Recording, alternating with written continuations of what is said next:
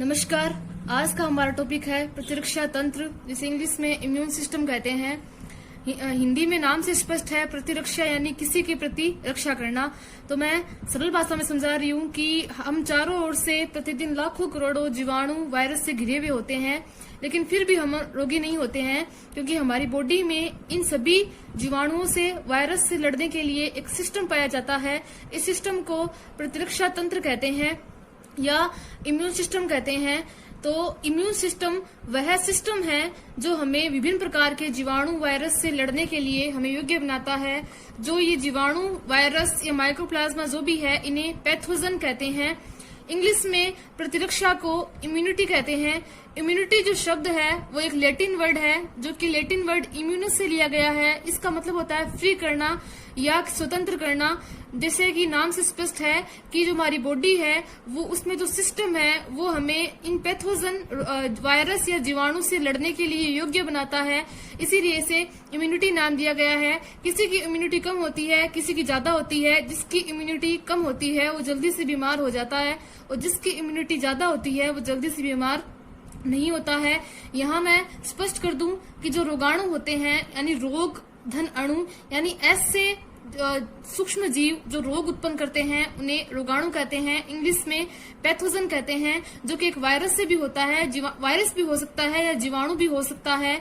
ये जब हमारी बॉडी में एंटर होंगे, तो एंटर होते ही हमारी जो विशेष कोशिकाएं हैं, स्पेसिफिक सेल है, वो एक्टिव हो जाएगी, और एक्टिव होकर वो इन जीवाणुओं को मारेगी। तो यही पूरा इम्यून सिस्टम है।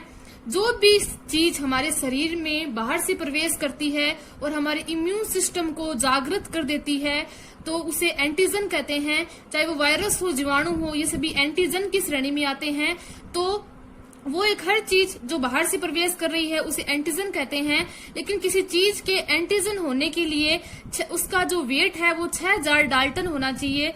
डाल्टन एक इकाई है जो कि जो जीवाणु वायरस है उसके भार को मापती है। तो जो बाहर से प्रवेश कर रहे हैं उन्हें एंटीजन कहते हैं, और इन एंटीजन के विरुद्ध जो हमारे शरीर में हथियार बनते हैं उन्हें एंटीबॉडी कहा जाता है। एंटीजन बाहर से प्रवेश करने वाले और जो इनके विरुद्ध हथियार बन रहे हैं उन्हें एंटीबॉडी कहा जाते हैं। याद रखिए, शरीर के बाहर से प्रवेश करने वाले सभी सूक्ष्म कण एंटीजन नहीं होते हैं। कुछ कण ऐसे भी होते हैं जिनका वजन या वेट 6000 डाल्टन से कम होता है, इन्हें हेप्टेन कहते हैं। और जब हेप्टेन एंटर होंगे तो हमारे शरीर में एंटीबॉडी नहीं बनेगी, क्योंकि एंटीबॉडी बनने के लिए किसी भी एंटीजन का जो वेट है वो 6000 डाल्टन होना चाहिए या इससे ज्यादा होना चाहिए। इम्यून सिस्टम, और एक बात और कि जो यदि बायोलॉजी की वो ब्रांच जिसमें इम्यून सिस्टम की स्टडी की जाती है, जिसमें इम्यून सिस्टम के ऑर्गन सेल्स की स्टडी की जाती है, उसे इम्यूनोलॉजी कहते हैं।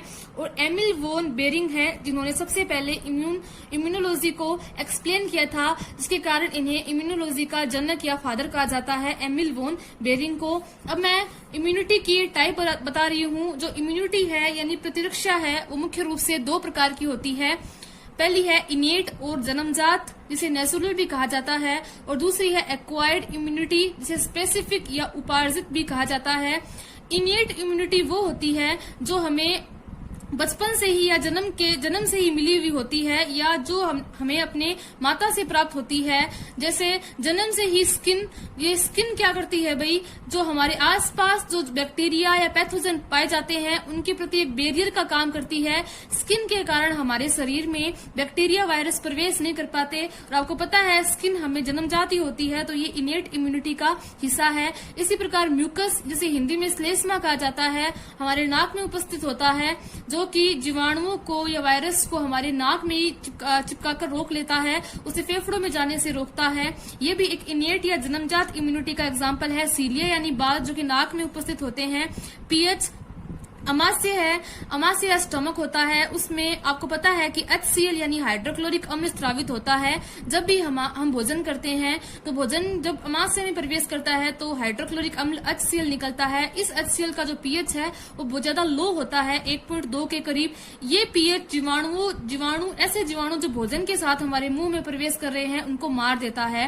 टेम्परेचर भी एक इनेट इम्यूनिटी का हिस्सा है। आपने नोटिस किया होगा जब भी अपने कोई रोग होता है तो हमारे बुखार होती है या फीवर होता है, तो मैं बता दूं कि फीवर एक नेगेटिव रिस्पॉन्स ना होकर पॉजिटिव रिस्पॉन्स है, क्योंकि उस कंडीशन में हमारी जो दिमाग है या जो ब्रेन है वो बॉडी को ये आदेश देता है कि बॉडी का टेम्परेचर बढ़ा दिया जाए, क्योंकि जो हाई टेम्परेचर है उसकी उपस्थिति में बैक्टीरिया ग्रोथ नहीं कर पाते हैं और बैक्टीरिया मर जाते हैं। तो जो टेम्परेचर या तापमान है वो भी एक इनियट या जन्मजात इम्यूनिटी का एग्जाम्पल है। इसके अलावा दो कोशिकाएं होती हैं जिन्हें मोनोसाइट या वह एक न्यूट्रोफिल होती है। मैं ये बता दूं कि ये दोनों WBC व्हाइट ब्लड सेल के एग्जाम्पल है। मोनोसाइट को मैक्रोफेज भी कहते हैं। ये दोनों कोशिकाएं भी इनियट इम्यूनिटी का एग्जाम्पल है। ये दोनों कोशिकाएं हमें जन्म से उपस्थित होती है। मोनोसाइट के बारे में एक स्पेसिफिक बात यह है कि ये सबसे बड़ी WBC है। इसके साथ ही जब भी कोई बैक्टीरिया या वायरस हमारे शरीर में प्रवेश करता है तो ये WBC इतनी आक्रामक होती है कि उसे तुरंत निगल जाती है और उसका कचरा कर देती है। इस क्रिया को फेगोसाइटोसिस कहते हैं, जो कि मोनोसाइट में पाई जाती है। उसे निगलने और कचरा करने के बाद ये कोशिका उसका जो कूड़ा करकट है उसे भी खत्म कर देती है। इसलिए मोनोसाइट या मैक्रोफेज को स्कैवेंजर्स WBC या कूड़ा करकट उठाने वाली कोशिका कहते हैं। तो ये सभी जो बैरियर है वो हमें जन्मजात होते हैं, इसलिए इस प्रकार की इम्यूनिटी को या प्रतिरक्षा को जन्मजात इम्यूनिटी कहते हैं। अब हम पढ़ेंगे एक्वायर्ड इम्यूनिटी, जिसे स्पेसिफिक और एडेप्टिव इम्यूनिटी कहते हैं। हिंदी में उपार्जित का मतलब होता है वो चीज जो हम खुद गेन करते हैं उसे उपार्जित कहते हैं। इस इम्यूनिटी में जब कोई हमारे शरीर में एंटीजन प्रवेश करता है या वायरस या बैक्टीरिया प्रवेश करता है तो इस स्पेसिफिक एंटीजन के प्रति हथियार बनते हैं। इन हथियार को एंटीबॉडी कहा जाता है।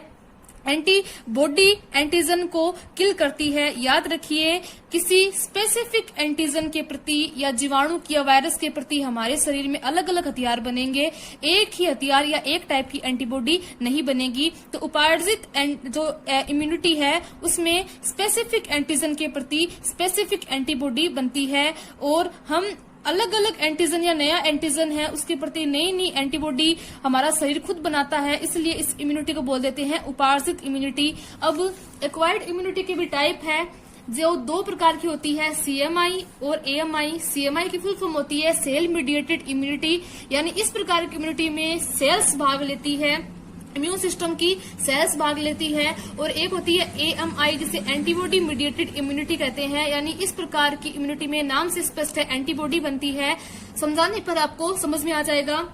जो सेल मीडिएटेड इम्यूनिटी है उसमें T लिम्फोसाइट भाग लेती है और जो एंटीबॉडी मीडिएटेड इम्यूनिटी है उसमें B लिम्फोसाइट भाग लेती है। मैं यहाँ आपको एक्सप्लेन कर दूं कि T लिम्फोसाइट और B लिम्फोसाइट दोनों WBC के प्रकार है, जिनमें T लिम्फोसाइट और B लिम्फोसाइट दोनों का निर्माण बोन मेरो में होता है। बोन मेरो हड्डियों के बीच खोखला स्थान होता है।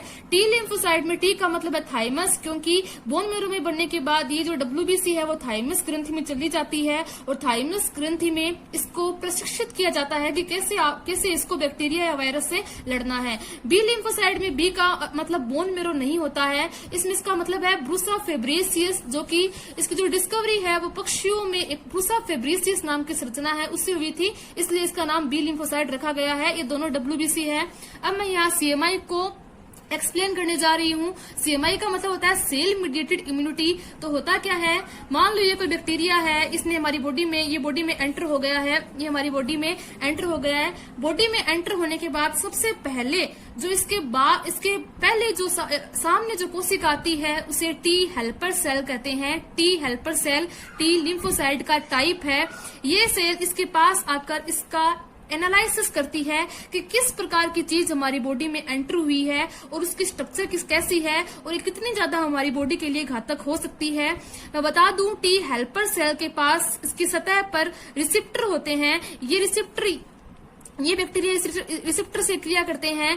इन रिसेप्टर को CD4 रिसेप्टर कहते हैं। ये ग्लाइकोप्रोटीन होते हैं। तो T हेल्पर सेल जैसे ही हमारी बॉडी में किसी बैक्टीरिया के कांटेक्ट में आएगी तो वो एक्टिव होकर कुछ पदार्थ निकालेगी। इन पदार्थों को इंटरल्यूकिन कहते हैं या लिम्फोकाइन कहते हैं। ये पदार्थ अन्य जो T लिम्फोसाइड है उनको एक्टिव कर देगा। तो टी किलर नाम की एक सेल होती है, नाम से स्पष्ट है किल करने वाली। ये क्या कर देगी, इतनी ज्यादा घातक होती है कि ये परफोरेंस नाम का एक पदार्थ निकालती है जो कि इस बैक्टीरिया के सतह पर या कोशिका भित्ति में छेद करके इसे तुरंत मार देता है। इसके अलावा टी हेल्पर सेल मैक्रोफेज को भी एक्टिव कर देती है, जो आपको पता है कि ये तुरंत बैक्टीरिया को खाकर इसको नष्ट कर देती है। एक बात, ये मोस्ट इम्पोर्टेंट क्वेश्चन है कि टी हेल्पर सेल में जो एड्स का वायरस है, HIV वायरस, वो टी हेल्पर सेल को ही नष्ट कर देता है, जिसके कारण हमारी बॉडी में जो अब बाकी सारी कोशिकाओं को एक्टिव करने वाली सेल नहीं बचती है, जिससे हमारा जो बॉडी है वो जितने भी बैक्टीरिया बाहर से प्रवेश कर रहे हैं उनको प्रति बॉडी को कुछ ज्ञान नहीं होता, जिससे हमारा शरीर विभिन्न रोगों से ग्रसित होकर अंत में मर जाता है। इस प्रकार की जो इम्यूनिटी है, सेल इमीडिएट इम्यूनिटी, ये कैंसर में काम करती है, ट्यूबरकुलोसिस में काम करती है, तपेदिक में या क्षय में और लेप्रोसी यानी कुष्ठ रोग में काम करती है। अर्थात ऐसे रोग जो धीरे धीरे बढ़ते हैं उनमें ये इम्यूनिटी काम करती है। इस प्रकार की जो इम्यूनिटी है उसमें सिर्फ टी लिम्फोसाइट मेन रूप से या मुख्य रूप से भाग लेती है और कोशिकाएं भाग लेती है। इस प्रकार ये CMI एक्सप्लेन हो गया है। उसके बाद मैं इंपॉर्टेंट बात बता दूं कि T helper cell, T killer cell के अलावा एक और टी लिम्फोसाइट होती है जिसे टी सप्रेसर सेल कहते हैं। टी किलर सेल होती है, ये बहुत ज्यादा घातक सेल है। ये जीवाणु को मारने के बाद भी हमारे शरीर की अन्य कोशिकाओं को मार सकती है। टी सप्रेसर सेल इस कोशिका को रोकने का काम करती है। यदि ऐसा नहीं करे तो हमारी बॉडी खुद की कोशिकाओं पर आक्रमण करने लगेगी। तो टी सप्रेसर कोशिका हमारे लिए अच्छी है, इसको इम्यून टॉलरेंस कहते हैं। इसके अलावा एक और कोशिका होती है जिसे नेचुरल किलर सेल या NK सेल भी कहते हैं। ये सभी CMI में पार्टिसिपेट करती है। अब AMI के बारे में पढ़ेंगे, जिसे ह्यूमोरल और एंटीबॉडी मीडिएटेड इम्यूनिटी कहते हैं। इस इम्यूनिटी में नाम से स्पष्ट है एंटीबॉडी बनेगी और एंटीबॉडी तरल माध्यम में जाकर बैक्टीरिया को मारने का काम करेगी। इस प्रकार की इम्यूनिटी में बी लिम्फोसाइट भाग लेती है, ये WBC है। तो मान लो ये बैक्टीरिया है, ये बॉडी में एंटर हो गया है। बॉडी में एंटर होने के बाद सबसे पहले इसके कांटेक्ट में टी हेल्पर सेल आएगी, ये एक्टिव हो जाएगी। एक्टिव होकर ये कुछ पदार्थ निकालेगी जिससे बी लिम्फोसाइट एक्टिव हो जाएगी। बी लिम्फोसाइट प्लाज्मा सेल्स बनाएगी। प्लाज्मा सेल्स दो प्रकार की सेल बनाएगी, जिन्हें एंटीबॉडी, एक एंटीबॉडी बनाएगी और एक मेमोरी सेल बनाएगी। एंटीबॉडी जो कि वाई शेप हथियार होते हैं, वेपन होते हैं, ये तुरंत जाकर इस बैक्टीरिया को किल कर देते हैं। यहाँ ये मेमोरी सेल है, ये मोस्ट इम्पोर्टेंट सेल है, क्योंकि मेमोरी सेल ऐसी सेल होती है जो उस बैक्टीरिया को याद रखती है। यदि यही बैक्टीरिया वापस हमारी बॉडी में एंटर होता है तो उसे तुरंत मार देती है, या इस बैक्टीरिया के अगेंस्ट ये पहले से ही हथियार बनाकर रखती है, इसलिए ये मोस्ट इम्पोर्टेंट कोशिका है। अब मैं एंटीबॉडी का जिक्र कर रही हूँ। एंटीबॉडी हमारे शरीर के हथियार है। ये प्रोटीन होते हैं और ये ग्लाइकोप्रोटीन है। ग्लाइकोप्रोटीन यानी ऐसे प्रोटीन जिनमें कार्बोहाइड्रेट का अंश है, और इसे एंटीबॉडी को स्पेसिफिक नाम दिया गया है जिसे इम्यूनोग्लोबिन कहते हैं। इम्यूनो का I और ग्लोबुलिन का G लिया गया है, तो एंटीबॉडी को शॉर्ट में IG से भी प्रेजेंट किया जाता है। अब मैं एंटीबॉडी की संरचना आपको शॉर्ट में बता रही हूँ। एंटीबॉडी दिखने में वाई शेप जैसी होती है, जिसमें दो भुजाएं होती है। ये जो बड़ी वाली भुजाएं दो है, इन्हें हैवी चेन कहते हैं या भारी श्रृंखला कहते हैं, और छोटी वाली को, ये जो साइड वाली है, उन्हें लाइट चेन कहते हैं। ये सभी चेन आपस में डाइसल्फाइड बॉन्ड से जुड़ी होती है। एस का मतलब है सल्फर, दो सल्फर है, इसलिए डाइसल्फाइड बॉन्ड से जुड़ी हुई होती है।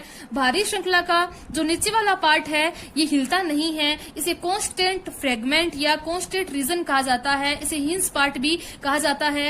हल्की श्रृंखलाओं का जो ऊपर वाला पार्ट है ये बहुत मोस्ट इम्पोर्टेंट पार्ट है, इसे FAB रीजन या एंटीजन बाइंडिंग रीजन कहते हैं। और यही ऊपर वाला वो पार्ट है जहां पर एंटीजन आके एंटीबॉडी से क्रिया करते हैं, या एंटीजन इसी पार्ट पर जुड़ते हैं। याद रखिए, भारी श्रृंखला का वेट 440 और जो हल्की श्रृंखला है उसका वेट 220 होता है।